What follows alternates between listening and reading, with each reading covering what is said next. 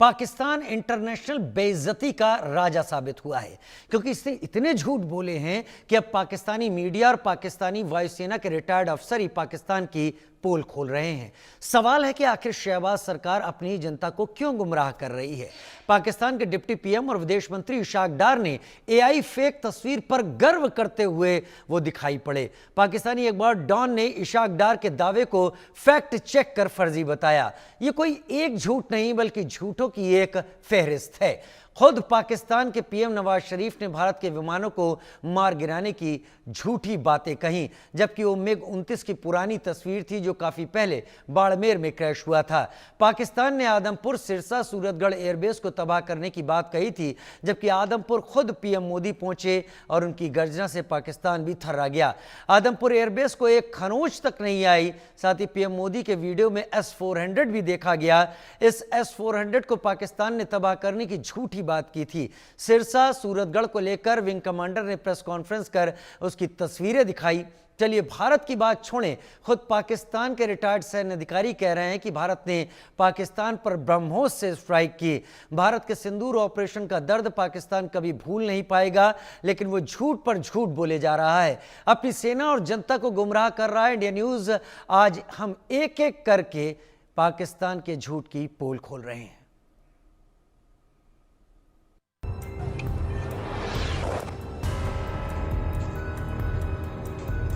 हर झूठ का पर्दाफाश, पाकिस्तान का सत्यानाश। हार पर बौखलाए डार, पाक मीडिया ने कहा मक्कार। इंटरनेशनल बेइज्जती का राजा, शहबाज सरकार का बजा बाजा। पाकिस्तान का झूठ नंबर 1। भारत के ऑपरेशन सिंदूर से मुंह की खाए पाकिस्तान अब नए नए दावे करने में जुटा है। पीएम शहबाज शरीफ से लेकर रक्षा मंत्री ख्वाजा आसिफ और विदेश मंत्री इशाक डार तक लगातार फर्जी दावे कर रहे हैं। इस बीच उप प्रधानमंत्री और विदेश मंत्री इशाक डार ने संसद में कहा कि टेलीग्राफ अखबार ने पाकिस्तानी एयरफोर्स का लोहा माना है और उसे आसमान का अनडिस्प्यूटेड किंग बताया है। डार ने कहा कि टेलीग्राफ ने लिखा है PAF आसमान का बेताज बादशाह है, लेकिन डार के इस झूठ की पोल खुद पाकिस्तानी अखबार डॉन ने खोल दी। दरअसल डार ने ब्रिटेन के अखबार टेलीग्राफ की एक फेक AI तस्वीर का हवाला देकर पाकिस्तानी एयरफोर्स की तारीफ की पुलिंदेबाजी थी, लेकिन द डॉन ने उनके इस दावे का फैक्ट चेक कर इसे सरासर फर्जी बताया। सबसे पहले आप डार का बयान सुनिए। ये टेलीग्राफ क्या लिखता है? Pakistan Air Force is undisputed king of the skies. अल्हम्दुलिल्लाह।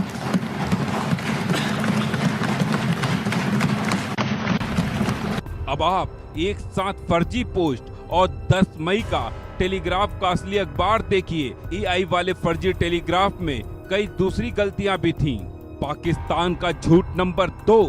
ये पंजाब का आदमपुर एयरबेस है। मंगलवार को पीएम नरेंद्र मोदी यहाँ पहुँचे। यहाँ जवानों की तंती मुट्ठी के बीच पीछे शान से खड़ा अपना S-400 नजर आ रहा है। पास ही मिग 29 है। ये वही एयरबेस है जिसे लेकर पाकिस्तान ये झूठ फैला रहा था कि उसने उसे तबाह कर दिया है। यही नहीं, वो दावा कर रहा था कि उसने S-400 को ध्वस्त किया है। अब इस तस्वीर को पाकिस्तान को जरा गौर से देखना चाहिए। पाकिस्तान अपनी देश की जनता को झूठी तस्वीरें दिखाकर अपने जख्म छिपा रहा है। सिर्फ 20-25 मिनट के भीतर सीमा पार लक्ष्यों को भेदना, बिल्कुल पिन पॉइंटेड टारगेट्स को हिट करना, ये सिर्फ एक मॉडर्न टेक्नोलॉजी से लेस प्रोफेशनल फोर्स ही कर सकती है। पाकिस्तान का झूठ नंबर 3। पाकिस्तान के पीएम शहबाज शरीफ ही जब सफेद झूठ बोलने लगे तो उनके मंत्रियों के बारे में फिर क्या कहना। सबसे पहले आप शहबाज शरीफ का बयान सुनिए। कितनी गैर जिम्मेदारी के साथ ये जनता को झूठ परोस रहे हैं। दुश्मन के फौजी अड्डे, असलहे के अंबार और एयर बेसेस देखते ही देखते सब खंडरात बन गए। उनके राफेल हमारे शाहीनों के निशाने पर आए और अल्लाह के फजल से फेल हो गए। हमारी ये कार्रवाई उस बोसीदा नजरिए के खिलाफ थी जो इंसान दुश्मनी, जारहियत, मजहबी जनून और तासुब पर कायम है। ये हमारी गैरत और असूलों की फतह है। हमने दुश्मन के साथ वही किया जो एक बावकार कौम को ज़ेब देता है। अब इस तस्वीर को देखिए, ये भारत के ही बाड़मेर में मिग 29 के क्रैश होने की पुरानी तस्वीर है और इसी पर झूठ परोसा जा रहा है। पाकिस्तान का झूठ नंबर 4। अब इन तस्वीरों को देखिए, सिरसा और सूरतगढ़ एयरबेस पूरी तरह सुरक्षित हैं, लेकिन इनके बारे में भी पाकिस्तान की तरफ से झूठ परोसा गया और इसकी तबाही की बात की गई। I would also like to show you a few images of Air Force bases in the Punjab sector and Rajasthan sector, where it is mighty clear that we are debunking the Pakistani claims of causing destruction at these air bases. You can yourself see the normalcy in these air force stations. This is Sirsa, Suratgarh. The runways are intact.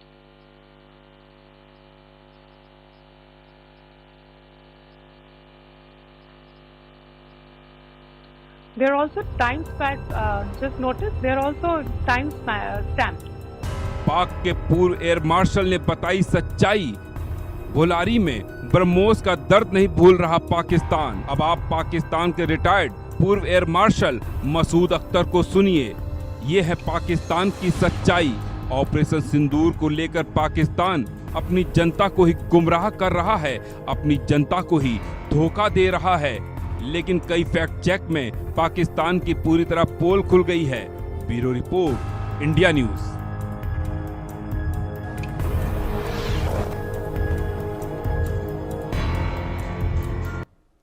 Bharat Pakistan में 2 press conference हुई। भारत में भारत के तीनों DGMO ने press conference की और पाकिस्तान में भी उनके डीजीएमओ ने प्रेस कॉन्फ्रेंस की। भारत में सैटेलाइट तस्वीरें बिफोर आफ्टर की क्या है, क्या स्थिति हो गई है, इसके जरिए ये दावे किए गए कि यहां हम ये हालत कर चुके हैं। बाकी आतंक के ठिकानों पर मिसाइल की एयर स्ट्राइक की तस्वीरें भारत से पहले पाकिस्तानी ही देख चुके थे। लेकिन पाकिस्तान ने जब प्रेस कॉन्फ्रेंस की तो वो प्रेस कॉन्फ्रेंस केवल इस बात पर बेस्ड थी कि उन्होंने क्या किया है, उन्होंने क्या करके दिखाया है। सबसे बड़ा झूठ प्रधानमंत्री नरेंद्र मोदी के आदमपुर यात्रा के बाद ही उनका फेल होता नजर आया। सवाल यह है कि पाकिस्तान ऐसा क्यों कर रहा है। 2 खास मेहमान मेरे साथ इस वक्त जुड़ गए हैं। मेजर जनरल रिटायर्ड पीके सहगल, डिफेंस एक्सपर्ट के तौर पर, और आलोक मेहता सर हमारे साथ, हमारे एडिटोरियल डायरेक्टर। बहुत स्वागत है आलोक जी। ऑपरेशन सिंदूर के बाद पहली बार आपसे चर्चा करने को मिल रही है, तो आपका पूरा अनुभव और इस चर्चा के दौरान आपने क्या देखा और क्या समझा वो भी आपसे जानेंगे। लेकिन पहले मेजर जनरल पीके सहगल, पाकिस्तानी आर्मी एक के बाद एक जो सबूत सामने रख रही है, वो सबूत झूठ की ऐसी बुनियाद पर हैं जिनको ढेर होने में ज्यादा वक्त नहीं लग रहा है। क्या वजह है, क्यों ऐसा हो रहा है? अगर वो प्रोफेशनल आर्मी कहते हैं तो लाइज के ऊपर खुद को क्यों डिपेंड कर रहे हैं? क्या पाकिस्तानी सेना अपने वजूद के लिए इस वक्त लड़ रही है? इसमें किसी प्रकार का कोई शक नहीं। पाकिस्तान की सेना का वजूद ऑलमोस्ट खत्म हो गया है। पाकिस्तान के अवाम को अपनी सेना के ऊपर भरोसा खत्म हो गया है। बलूचिस्तान में पिट रही है, पुनखवा में पिट रही है, धुरन लाइन पे तालिबान से पिट रही है, लेकिन झूठ के ऊपर झूठ बोल रहे हैं। वास्तव में वो कह रहे हैं 1971 वॉर भी जो था जिसमें पाकिस्तान के 2 टुकड़े हो गए थे, was at best a draw. और वो कह रहे हैं इस लड़ाई में भी पाकिस्तान ने हिंदुस्तान को मत दी है। वो कई कह रहे हैं हमारे अनेकों एयर बेसेस जो है बर्बाद हो चुके हैं। वो ये भी कह रहे हैं कि जो आसमान में पाकिस्तान के हवाई जहाज से हर प्रकार से छा गए हैं और हिंदुस्तान के राफेल को बहुत बुरी तरह नुकसान पहुंचाया, मार गए हैं। लेकिन दुनिया की जितनी अखबारें हैं, चाहे वो ब्रिटेन की अखबारें हैं, चाहे या अमेरिका की अखबारें या फ्रांस की, जर्मनी की, सारे के सारे बता रहे हैं कि पाकिस्तान एक के बाद एक झूठ बोल रहा है। तो सच यही है कि पाकिस्तान बहुत बुरी तरह से पिटा है। वास्तव में हमने एग्जैक्टली 48 मिनट्स में पाकिस्तान को कम्प्लीटली धूल चुका दी। पहला ऑपरेशन जो हुआ वो केवल 25 मिनट का था, जो 7 मई को हुआ, जिसमें हमने 9 टेररिस्ट के गढ़ को बर्बाद किया। 25 मिनट्स में पाकिस्तान कम्प्लीटली बर्बाद हो गया। फिर नाइट 9th-10th को हमने 11 एयर बेसेस को बर्बाद किया। टोटल स्ट्राइक थी 23 मिनट्स की। सो वास्तव में टोटल स्ट्राइक फ्रॉम हिंदुस्तान की तरफ से जो हुई है वो 48 मिनट्स थी, और 48 मिनट में पाकिस्तान को कम्प्लीटली डिफैंग किया, कम्प्लीटली डेसिमेट किया। उसके एयर डिफेंस सिस्टम को कंप्लीटली न्यूट्रलाइज कर दिया, उसके रेडार्स को कंप्लीटली डिस्ट्रॉय कर दिया। और अभी पाकिस्तान के जितने भी शहर हैं, तो जितने भी एयर बेसेस हैं, वो कंप्लीटली वल्नरेबल है, कंप्लीटली नंगे हैं। और अगर हिंदुस्तान ने दोबारा कार्रवाई शुरू की तो पाकिस्तान को अल्लाह भी नहीं बचा पाएगा। कहा जाता है कि पाकिस्तान को अल्लाह, अमेरिका और वगैरह बचाते हैं, लेकिन इस समय ना तो अल्लाह बचा पाएगा ना अमेरिका बचा पाएगा। और ये झूठ के ऊपर झूठ जो बोल रहे हैं, आज के समय में सैटेलाइट पिक्चर्स अवेलेबल है, सोशल मीडिया पिक्चर अवेलेबल है। आहिस्ते आहिस्ते उनको, अवाम को with in the matter of next 48 to 72 days असलियत पता लग जाएगी। और जब असलियत पता लगती है तो मुझे पक्का यकीन है कि पाकिस्तान के शहबाज शरीफ की होश में उड़ जाएंगे और मुनीर जो है, असद मुनीर, वो भी अपनी कुर्सी खो बैठेंगे। ये कब होता है ये तो मुझे नहीं पता लगा, लेकिन ये पक्का जरूर 100% कन्विक्शन है मेरी कि ना तो ये सरकार रहेगी ना आसिफ मुनीर रहेंगे। कहा जा रहा है कि आसिफ मुनीर को या तो हटा दिया जाएगा या इनको अरेस्ट कर दिया जाएगा या देश छोड़ के भाग जाएंगे। इनके पास इसके अलावा कोई ऑल्टरनेटिव नहीं है। तो जहाँ तक बलूचिस्तान का ताल्लुक है, बलूचिस्तान ने इस स्थिति का बड़ा फायदा उठाया। कहा जा रहा है कि 3 शहर जो है हर प्रकार से लिबरेट करा लिए। क्वेटा जो है, उधर पाकिस्तान की सरकार के रिट डज नॉट रन, हालात में रिट डजंट रन। वजीरिस्तान हर प्रकार से फ्री हो गया है। जहाँ तक पख्तूनख्वा का ताल्लुक है, पख्तूनख्वा में तो पाकिस्तान की सरकार का किसी प्रकार से दबदबा है ही नहीं, चाहे दिन का हो या रात को हो। अच्छा है कि जहाँ तक बलूचिस्तान का ताल्लुक है, पाकिस्तान की सेना के ऑफिसर्स, पाकिस्तान की सेना के जवान और ब्यूरोक्रेट्स जो है, जैसे ही अंधेरा हो जाता है वहां जाने से भी घबराते हैं। बहुत बड़ी प्रोटेक्शन लेके बाहर निकलते हैं और फिर भी पिट रहे हैं। ऐसे में वास्तव में पाकिस्तान झूठ के ऊपर झूठ बोल रहा है, ठीक, लेकिन बर्बादी के नजदीक आता जा रहा है। ठीक है सर, ठीक है। आलोक सर मेरे साथ लगातार इस वक्त जुड़े हुए हैं। आलोक सर, आपने 71 को भी अपनी आंखों से देखा होगा और 71 के पहले के भी हालात आपको पता होंगे और आपने कारगिल को बहुत नजदीकी से समझा और वर्तमान हालात को भी आप नजदीकी से समझ रहे हैं। मैं सीधा सा सवाल रखूंगा क्योंकि आपके जरिए मैं भी समझूंगा इन चीजों को। एक लंबा अनुभव आपका रहा है। क्या ऑपरेशन सिंदूर ने अपने रणनीतिक उद्देश्यों को हासिल किया और भारत ने यहां बड़ी जीत हासिल की है? देखिए, आपने राजीव जी कहा 71 में मैं यंग, जिसे कह सकते हैं कि रिपोर्टर सब एडिटर था, तो दिल्ली में रहते हुए एजेंसी में काम करने में जितना रिपोर्टिंग यहाँ से हो सकता है, शिमला तो मैं नहीं गया, लेकिन हाँ उस समय के हालात का अंदाज रहा। उसके पहले का तो नहीं कह सकते क्योंकि तब तो हम बहुत कम उम्र के थे, टीनेजर, मैं तब दिल्ली में भी नहीं था। लेकिन हाँ मैं ये कहूंगा, इसीलिए मैं कह रहा हूँ कि आपसे पिछले न्यूज एक्स में भी और सहगल साहब के साथ पिछले और कुछ डिस्कशन में मैं रहा हूँ। 7 बजे आज आपके साथ जरूर बात हो रही है, इसलिए मैं एक बात बताना चाहता हूँ। मैं पहले भी कहा कि पाकिस्तान आतंकिस्तान तो बना है और झूठिस्तान उस जमाने से 71-65 से आकाशवाणी पे झूठिस्तान का ही इसलिए प्रोग्राम दिया जाता था कि झूठिस्तान सुनिए, क्योंकि पाकिस्तान झूठिस्तान के लिए मशहूर है। तो जो कुछ ऑपरेशन किया गया वो सहगल साहब मुझसे ज्यादा जानते हैं डिफेंस को, लेकिन मैं आपको ये कह सकता हूँ कि अंतर्राष्ट्रीय मामलों पर कई जगह, श्रीलंका में हो सकता है, उनके साथ भी मेरे कई डिस्कशन जब ऐसे होते थे कि हम साउथ एशिया के लोग बात कर रहे हैं तो उनके साथ भी मैं रहा हूँ। इस दृष्टि से मैं कह सकता हूँ कि ऐसा ऑपरेशन वर्ल्ड में कहीं नहीं हुआ है। ओसामा बिन लादेन को आकर एक जगह मार के चले जाना वो अलग बात है, उससे बड़ा ऑपरेशन है कि 8 आतंकी शिविरों बने उन लोग ठिकानों को भारतीय सेना ने मारा और हमारे जितने आधुनिक हो सकते हैं मिसाइल्स कहिए, हमारे पास ब्रह्मोस है, ऐसे जो दुनिया में कहीं नहीं है, S-400। ऐसी स्थिति में पाकिस्तान जो झूठ बोलता है या उसके प्राइम मिनिस्टर बोलते हैं वो कठपुतली है। आपने कठपुतली तो आप बचपन से सब लोग देखते हैं ना, तो कठपुतली क्या करती है, उसमें पीछे से कोई बोल रहा है, चाइना इशारों पे नाचती है। ISI और सेना के लोग जो कहते हैं वो बेचारा, हमें तो दया आती है, नवाज शरीफ के भाई रहा है, कम से कम झूठ में अपना जान बचा करके उसको देश से पहले ही चले जाना चाहिए। क्योंकि और वो तो दूसरा, जैसा उन्होंने कहा, जो आप ये देखिए कि जिस तरह के हालात है उस समय चीन की और टर्की, आप देखिए टर्की से जिस तरह से उसको सहायता, क्योंकि चीन आज से नहीं काम कर रहा है। राजीव जी, इसमें प्रोग्राम में आप ये बताना जरूरी है क्योंकि बहुत दिनों से इसकी चर्चा नहीं हुई है कि तुर्की जो है वहां पर, ये चीन कहता है कि मैं तुर्की के रास्ते यूरोप में भी घुस जाऊंगा। एक सिल्क रूट की बात होती थी जिसकी उसी के लक्ष्य में चीन ने पहले तुर्की को भी बहुत सारे हथियार दिए हुए हैं और इसीलिए लोग कहने को, वो मुस्लिम देश वाली बात नहीं है।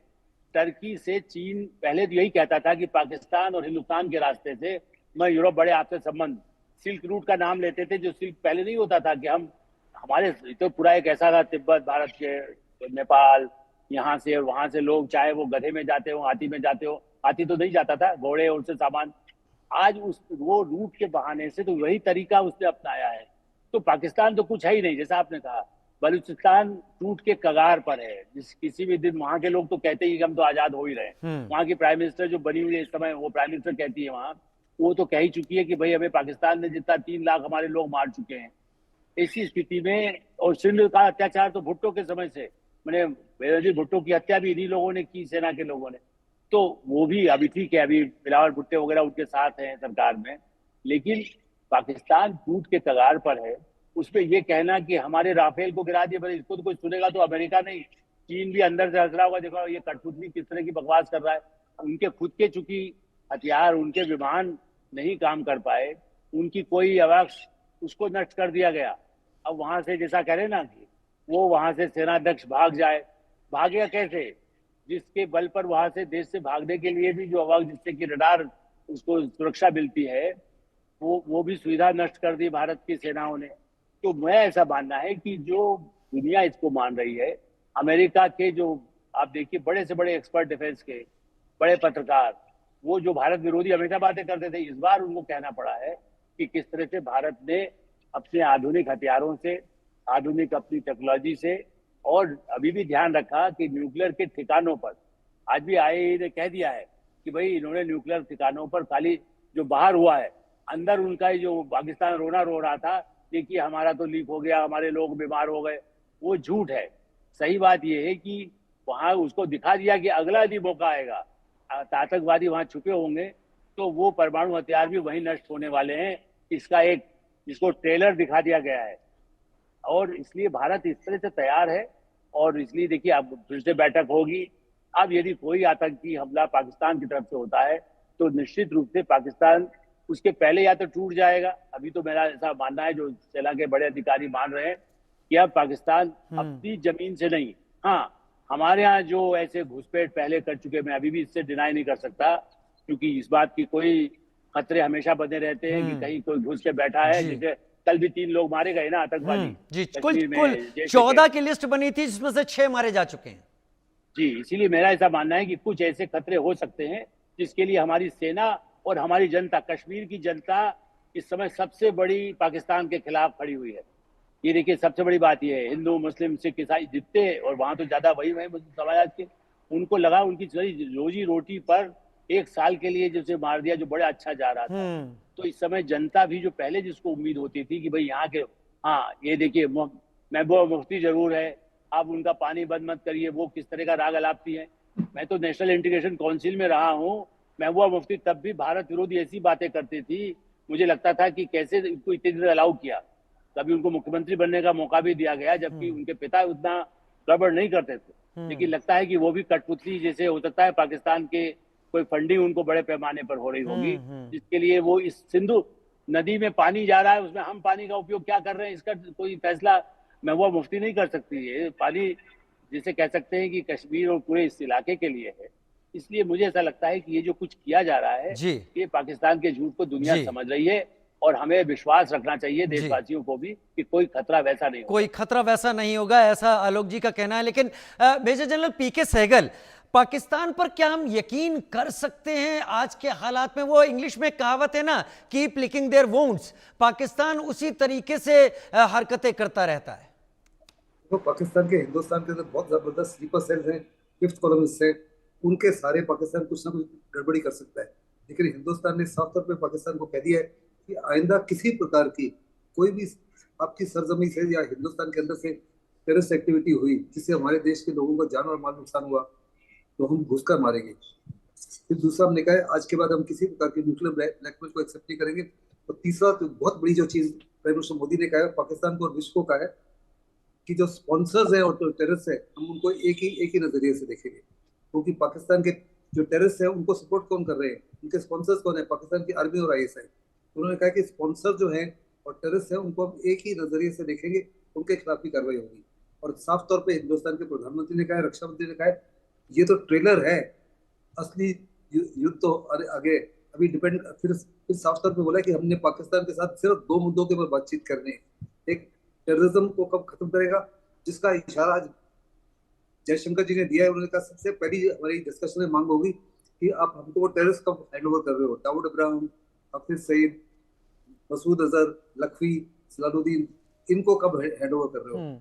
दूसरा, केवल और केवल बातचीत होगी कि पीओके जो आपने इलीगली ऑक्यूपाई किया है इसको वापस कब करोगे। हिंदुस्तान की तरफ से जो तीनों सेना का तालमेल देखा गया, ज्वाइंट डेस्क कोऑर्डिनेशन, इंटीग्रेशन, मेरे को दुनिया उसको देख के दंग रह गई। फिर आज के माहौल में किसी भी लड़ाई को परस्यू करने के लिए 4 मिनिस्ट्रीज का एकजुट होना बहुत लाजमी है। Ministry of defence, ministry of external affairs, ministry of home affairs और मिनिस्ट्री ऑफ इकोनॉमिक अफेयर्स। इन चारों ने मिलजुल कर स्ट्राइक की पाकिस्तान के ऊपर। इकोनॉमिक स्ट्राइक की, फिर डिप्लोमेटिक स्ट्राइक की गई, पॉलिटिकल स्ट्राइक की गई, डिजिटल स्ट्राइक की गई और काइनेटिक स्ट्राइक की गई अपनी आर्म फोर्सेस के बाद। जी, दुनिया इसको देख के एब्सोल्युटली दंग रह गई है। वास्तव में अमेरिका चाहता था या ब्रिटेन चाहते थे, यूरोपियन यूनियन चाहते थे कि हिंदुस्तान यह इस लड़ाई में फंस जाए, लड़ाई लंबी चले। किसी को अंदाजा ही नहीं था कि लड़ाई जो हिंदुस्तान है हर प्रकार से कंप्लीटली जीत जाएगा within a matter of 4 days. और तभी शायद इतनी जल्दबाजी डोनाल्ड ट्रंप ने दिखाई अपने को बीच मिलाने की, और फिर बाद में यह भी कह दिया कि मैंने मध्यस्थता नहीं कराई है। लेकिन आलोक सर, आपका एनालिसिस चाहूंगा, समय वैसे कम है लेकिन इस पर आपका ले लेता हूं मैं। अक्सर 1971 वॉर को लेकर ऐसे डिस्कशन एक्सपर्ट के बीच में होते हैं कि जमीन पर जीती जंग हम कागजों पर हार गए। इस बार भी ऐसा लोग कह रहे हैं कि हम we have lost a golden opportunity. आप कहीं ये चीजें देखते हैं क्या? कतई नहीं। मुझे लगता है राजीव जी, जो हमारे अति उत्साही भारत में लोग हैं वो इसको अंडर एस्टिमेट कर रहे हैं। देखिए, लड़ाई की जरूरत नहीं होती है, बगैर लड़ाई जीतना उससे बड़ी बात होती है। मेरा ऐसा मानना है कि जिस स्थिति में पाकिस्तान को पहुंचा दिया गया, और केवल 2 बातें जयशंकर जी भी कहा, आज भी अमित शाह ने भी कहा है और राजनाथ सिंह जी ने भी बहुत साफ कहा है, तो पाकिस्तान ऑक्युपाइड कश्मीर, उस पर और आतंकवाद को खत्म करना, और उसमें तीसरे मध्यस्थता, जैसे अमेरिका की बात आपने जो जिक्र भी कर रहे थे, ट्रम्प का भूमिका, तो अमेरिका के पास तो पाकिस्तान गया था, हम तो नहीं गए थे जी। वो उसको जब लगा कि ये तो हमारा तो पूरा खत्म ही होने वाला है, ऐसी स्थिति में आगे जो भी बातचीत होगी उसमें निश्चित रूप से सीधे 2 ही पक्ष होंगे, चीन भी नहीं होगा। पाकिस्तान चाहता है कि चीन को हाँ, पाकिस्तान कोशिश